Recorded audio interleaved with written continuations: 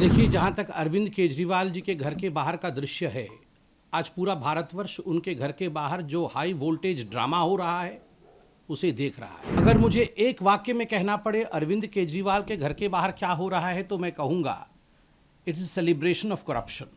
जश्न भ्रष्टाचार बनाने की कोशिश आम आदमी पार्टी के नेता और आम आदमी पार्टी के कुछ मंत्री कर रहे हैं। बोए पेड़ बबूल का तो आम कहाँ से खाए, करे घोटाला शराब का तो आराम कहां से पाए। अतिशी जी कह रही हैं अरविंद केजरीवाल एक व्यक्ति नहीं है, वो एक आइडिया है। Then I should say he is a bad idea.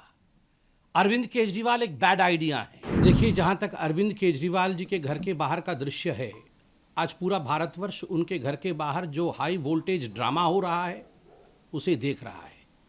अगर मुझे एक वाक्य में कहना पड़े अरविंद केजरीवाल के घर के बाहर क्या हो रहा है तो मैं कहूँगा it is celebration of corruption. जश्न भ्रष्टाचार बनाने की कोशिश आम आदमी पार्टी के नेता और आम आदमी पार्टी के कुछ मंत्री कर रहे हैं। ये कोई पहला केस नहीं है।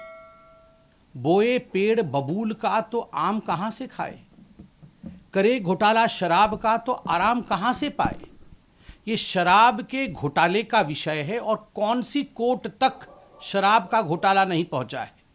कौन सी ऐसी एजेंसी है जिस एजेंसी ने इस घोटाले की जांच नहीं की है, और कौन सा ऐसा दिल्ली वासी है, कौन सा ऐसा हिंदुस्तानी है जो इस विषय के तथ्य से, इस विषय के फैक्ट्स से अनभिज्ञ है। हर व्यक्ति जानता है कि प्रश्न कोई आज से पूछा नहीं जा रहा है। विगत 3 वर्षों से अरविंद केजरीवाल जी से आम आदमी पार्टी से सवाल पूछे जा रहे हैं।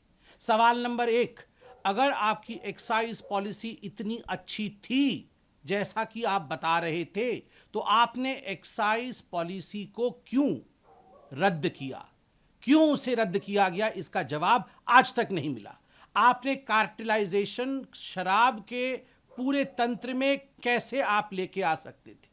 आपकी खुद की एक्साइज डिपार्टमेंट ने आपसे कहा था कि एक्साइज की पॉलिसी उचित नहीं है, शराब का कारोबार सरकार के हाथ में ही रहना चाहिए, प्राइवेटाइजेशन नहीं होना चाहिए। आपने उसे रद्दी के टोकरी में क्यों फेंका। खुद के सरकार के बड़े विभाग द्वारा दिया हुआ जो एडवाइस था उसे क्यों नहीं माना। ब्लैक लिस्टेड कंपनी को आगे बढ़ा करके अपने यारों को, अपने दोस्तों को ठेका देने का काम क्यों किया। सबसे बड़ा प्रश्न उठता है, पहले 5% कमीशन दिया जाता था, आपने बढ़ा करके 12% कमीशन किया, और बैकडोर कमीशन जो 7% की अधिक कमीशन थी वह आपने ब्लैक मनी के रूप में रिसीव किया। क्या दिल्ली की जनता समझती नहीं है? क्या हिंदुस्तान की जनता इन बारीकियों को जानती नहीं है? विजय नायर कौन था? आज रिकॉर्डेड स्टेटमेंट है, स्टेटमेंट्स हैं ईडी के पास, सीबीआई के पास, उन तमाम जांच एजेंसियों के पास जिन लोगों ने कई करोड़ रुपए किकबैक के रूप में रिसीव किया, और रिसीव करके इसको कहां कहां ठिकाने लगाया, किस बैग में इन्हें लेके गया। ये सारे विषय आज पब्लिक डोमेन में है। इन सारे विषयों की जांच हुई है। 14 महीने से मनीष सिसोदिया इसी विषय में जेल की सलाखों के पीछे हैं। कोई ऐसा कोर्ट हिंदुस्तान में बाकी नहीं है जहां आम आदमी पार्टी और अरविंद केजरीवाल जी ने जाके झूठ का पुलिंदा फैलाने की कोशिश नहीं की हो। मगर उसके बावजूद किसी कोर्ट से मनीष सिसोदिया को रिलीफ नहीं मिला। संजय सिंह बड़े बड़े भाषण दे रहे थे, जेल के अंदर हैं, आज भी उन्हें रिलीफ नहीं मिला है। तथ्यों के आधार पर काम करती है कोर्ट, तथ्यों के आधार पर काम करते हैं ये जो जांच एजेंसी है। ये गेट के बाहर, घर के सामने बड़े बड़े वचन से, ड्रामा से कुछ नहीं होता है। अतिशी जी कह रही हैं अरविंद केजरीवाल एक व्यक्ति नहीं है, वो एक आइडिया है। Then I should say he is a bad idea. Arvind Kejriwal एक बैड आइडिया है। The idea of corruption, the idea of minting money through I would say, through excise policy. I mean, this is unheard of. A CM who talks about education. Manish Sisodia इनके education मंत्री थे, शिक्षा मंत्री थे। आपने विश्व में कहीं सुना है शिक्षा मंत्री शराब के घोटाले से पैसा बना रहा है? जो सीएम कहता है कि हम तो चांद में भी स्कूल खोल देंगे, वो शराब के पैसे से पैसे बना करके, शराब के ठेकेदारों से, शराब के बड़े बड़े माफियों से, डॉन से पैसे की उगाही करता है और करोड़ों करोड़ रुपयों का चंदा लेता है। क्या यह विषय आज दिल्ली से छुपा नहीं? तो स्वाभाविक रूप से अगर इस प्रकार की कार्यवाही, घोटाले किए जाएंगे तो कार्यवाही होना ये हिंदुस्तान के संविधान और हिंदुस्तान के कानून के दायरे में हो रहा है। क्या कारण था कि दिल्ली हाईकोर्ट तक जाना पड़ा और दिल्ली हाईकोर्ट ने उन्हें रिलीफ नहीं दिया?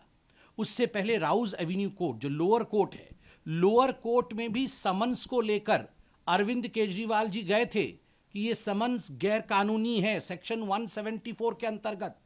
कोर्ट ने स्पष्ट रूप से कहा यह गैर कानूनी नहीं है, आपको समन में अपीयर करना चाहिए। और कोर्ट ने, लोअर कोर्ट ने हिदायत दी थी जांच एजेंसी को कि समन भेजना बंद मत करिए, वो आप करते रहिए। हाँ, 15,000 के मुचलके पे, क्योंकि सेक्शन 174 बेलेबल ऑफेंस होता है, तो 15,000 के मुचलके पे, बेल पे अरविंद केजरीवाल बाहर थे। कोर्ट ने उन्हें वो बेल दिया था। मगर इसका अर्थ ये नहीं है कि आप देश के कानून के साथ खिलवाड़ करें। ईडी आपको बुलाए और आप हर बार बहाना बनाएं, कभी विपश्यना का बहाना, तो कभी गवर्नेंस का बहाना, कभी दिवाली का बहाना, कभी प्रदूषण का बहाना, कभी असेंबली चल रहा है उसका बहाना, और आप ईडी तक नहीं आए। आप तो कह रहे थे कि ईडी का जो ये समन है वो इलीगल है, this is all illegal and I should not reply. मगर आप ये कैसे मान जा रहे थे कि अगर ईडी हमारे साथ वर्चुअल मोड के माध्यम से बातचीत करना चाहती है, पूछना चाहती है, तो मैं तैयार हूं। क्यों? अगर वो इलीगल था तो रियल में भी इलीगल है और वर्चुअल में भी इलीगल है।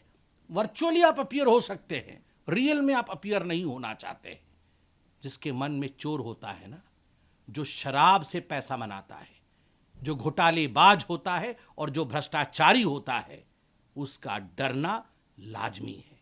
और डर को छुपाने के लिए ये जो आडंबर किया जा रहा है अरविंद केजरीवाल के घर के बाहर, यह आडंबर आज पूरी हिंदुस्तान देख रही है। जवाब 2024 के चुनावों में हिंदुस्तान की जनता और दिल्ली की जनता देगी।